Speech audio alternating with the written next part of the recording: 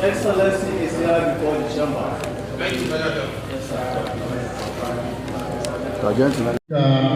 Honorable members, today I am presenting the appropriation bill for the Zamfara State 2023 budget proposal before this Honorable House for legislative processing and the passage into law with a great joy and appreciation to Allah subhanahu wa ta'ala. The year 2022 has been another year of challenging economic experience. The year began with the picking up of economic activities in the aftermath of a global COVID pandemic. However, as time went on, key events in other parts of the world, such as Russia-Ukraine conflict, exacerbated the remaining shock from the era of the pandemic. In addition to the shaky false pandemic economy, there is higher inflation, especially as food prices continue to rise. Gladly, however, many farmers have been able to return to their farms, which will hopefully bring down food price as crops are harvested. This is mainly a result of the modest successes achieved by our administration in fighting against banditry in a recent time. As we prepare to go into the 2023 fiscal year, the economic prospects are brighter. The commodity price, especially oil, remain relatively appreciable, and there is a greater prospect of winning the long-running battle against banditry in the state and the other part of the country, respectively. There's a glad tidings of our people. You might recall that a few months ago, when the bandits scaled off their attacks, displacing community and preventing people from farming activities, we deemed it necessary to institute additional security measures to combat the menace. We have recruited 500 community protection guards across the 19 Emirate Council of the state. This gives a total of 9,500 community protection guards across the state. In addition, we have also recruited hundreds of youth under the State Anti-Thuggery Standing Committee. These efforts created a job opportunity for the youth and at the same time complemented the effort of our conventional security operative under this new initiative. The following committees were established: Special Committee on Intelligence Gathering on Banditry-related activities, Management Committee on Operation of Community Protection Guards, Committee on Prosecution of Banditry-related Offenses, State Security Standing Committee. The Community Protection Guard have already received training and will be fully equipped to discharge their assignment. Their role is to implement the effort of our conventional security forces in securing our community and fighting banditry in all corners and angles of the state. The recent successes resulting from a military assault against the banditry strongholds in a forest near Gadazema, community of Bukwim local government area, are further evidence that the new security architecture being implemented in the state is producing the desired outcome, as I have repeatedly said. If we are to win the battle effectively and speedily, we must bring the fight to the bandit doorstep. Therefore, we must continue to invest the necessary funds in the provision of the equipment and the logistics our security forces need to do their duties in the best possible way. At this point, I would like to commend the heroic effort of our gallant military and other security forces. They have been performing wonderfully at various theaters across the state. I salute them for their enormous sacrifice in the battle of restoring rule of increase and restore peace in our state and entire Northwest sub-region. We thank you, the security officers. Mr. Speaker, sir, and honorable members, even though 2023 is an election year, we will not relent in our effort to confront and address the multitude of challenges affecting our state in the course of implementing the budget. We will redouble our effort in rooting out banditry and associated crime. We will keep working to build a firm, formidable, and enduring foundation for the development of our dear state. We will leverage the unity among the political class, which has been bestowed by our administration administration to further promote good governance at all levels and maintain a planned Zamfara administration that will hasten our effort of building a new Zamfara state. Mr. Speaker, sir, on the education sector, Mr. Speaker and honorable members, and I appreciate the fact that education is key to any meaningful development of any society. This administration has been up and doing toward revitalization of the sector, even with the security and other challenges. We have remained those and our commitment to the sector. We have undertaken the renovation and the rehabilitation of schools across the state through the State Universal Basic Education Board. We have equally supplied furniture to many basic level schools in the state. In 2022, we released a sum of 289,036,000 naira to NECO as payment of registration fee for our students. We hope to settle all outstanding payments to enable all our students to access their results.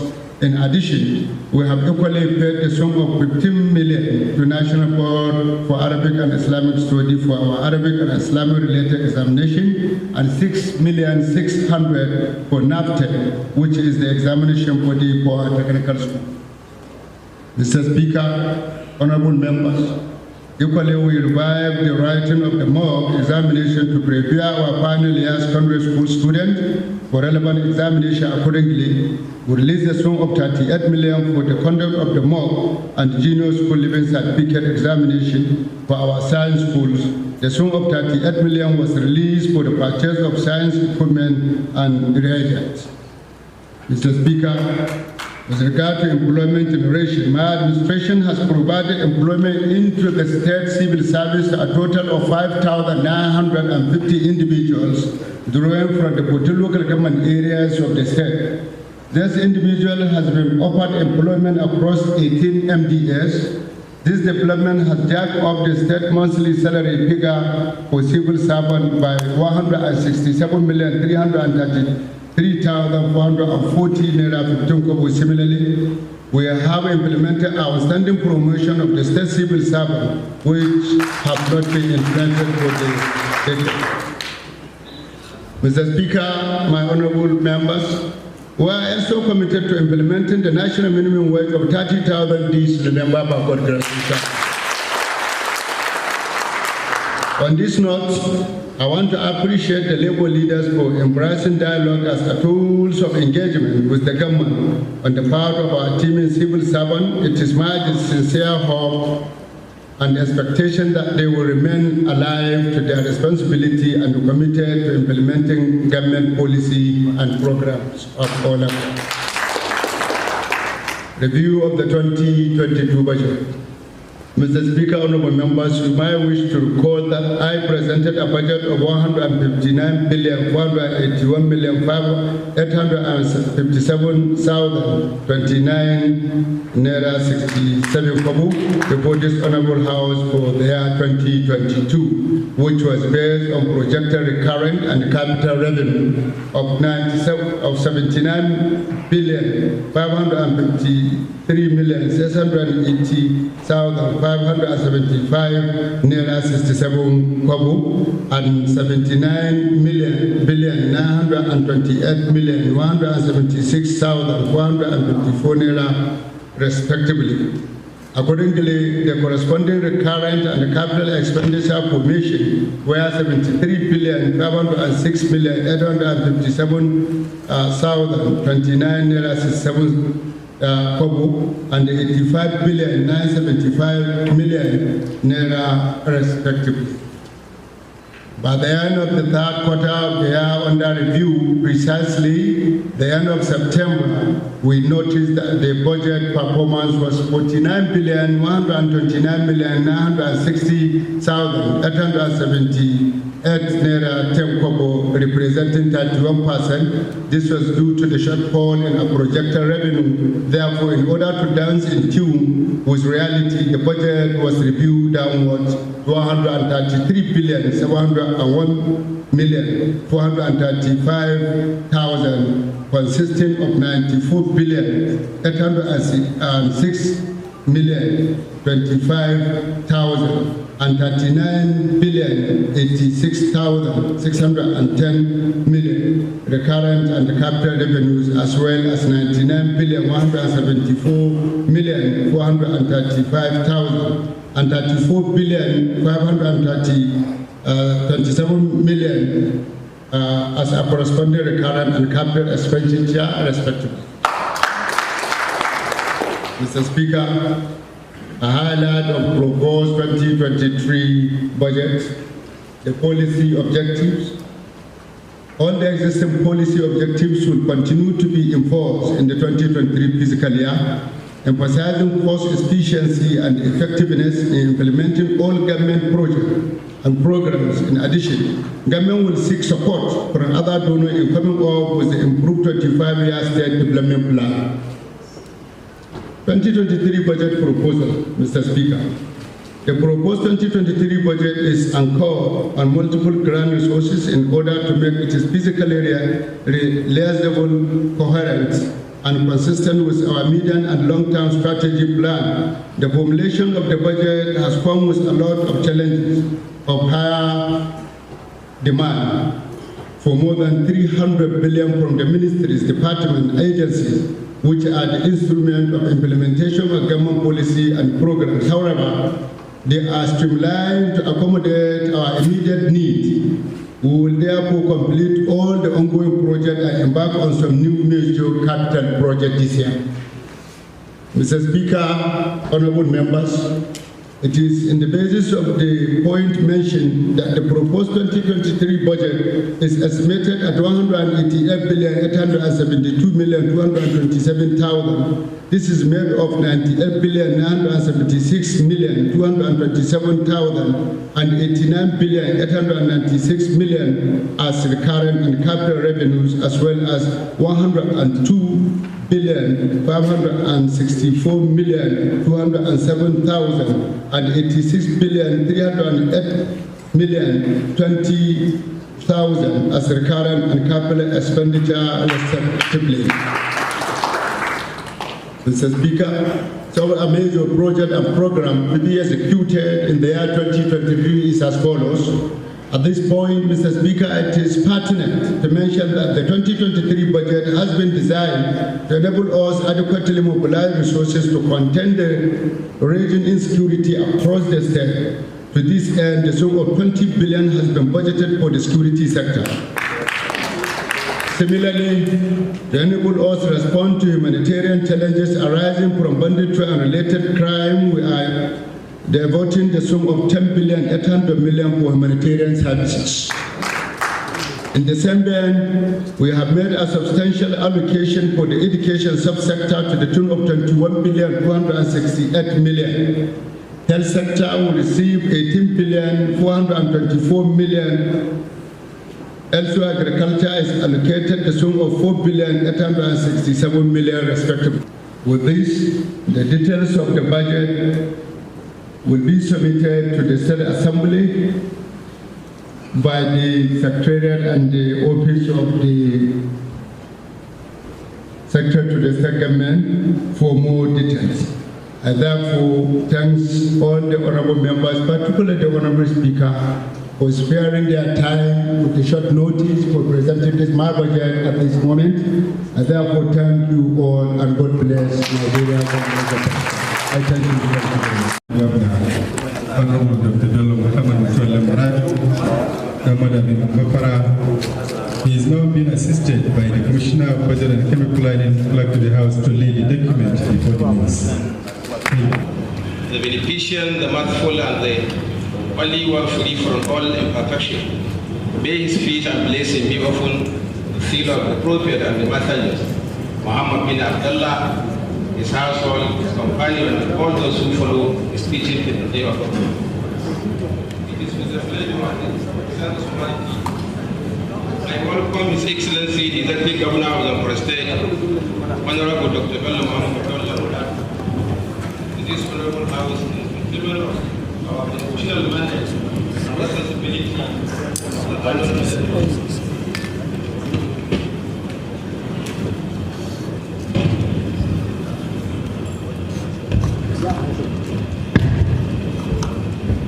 this forum formally provides a platform for an annual experience sharing and hence an opportunity where the executive and legislative arms of government interact and make adjustment on government production and revenue generation and expenditure, which are key to the political and socio-economic development of our state. Your Excellency, I have a mixed feeling over the fact that this budget is unique for two reasons. First, it's unique as it is the last one in your first 4-year term presented amid relentless effort by the two arms of government to engrave a milestone much agitated all along and serve as basis for consolidation of all your achievements within period under review. Secondly, since the return of democracy from 1999 to date, this is the only time, the only date, and the only event where serving and former governors and serving senators and former serving senators appeared in this chamber for an official occasion. We really set a history, and we can now realize the wisdom behind the recent reconciliation between our political class. It is now become our political slogan, Sulhu al-Khairi. Today's event has really confirmed this statement. It is our hope and prayer that you will be here again to present the 2024 budget in your second tenure, inshallah. The brief review of this previous budget through our oversight function clearly indicates a substantial direction and achievement of this administration towards executing developmental projects and providing social amenities for the betterment of the entire society. While appreciating your effort in promoting the life of the general public through people-oriented policies and programs, employment opportunities, social intervention, infrastructure, health, education, road, and construction of airport, among others, we appeal to you, Your Excellency, to maintain the gesture as conceived in this document. We are optimistic and ready to work to ensure that this year's budget complements the achievement recorded under your leadership, Your Excellency. As such, the House will continue to monitor its implementation through an effective oversight. Hence the need for all the MDS in the state to ensure budgetary compliance with all their spending. Your Excellency, it is our hope that the current review and development of the state 25-year development plan will soon be completed. This is to allow the House and other key stakeholders to work, aligning our annual budget to SDGs goal in conformity with the Abuja Declaration. Taking into account our peculiarities and other emerging issues, while going through the document and tasking the MDS to defend their proposals, stock taking and human need assessments through engagement with our constituents and other relevant authorities will be our guiding principle so as to ensure citizen-centered and more realistic budget. Our doors will remain open for input and advice from organized CSOs, individuals and groups. Therefore, I assure Your Excellency, the Third Executive Governor, Honorable Dr. Bello Matawalle, that the House will deliberate and observe due process to hasten the passage of this budget for effective and efficient implementation.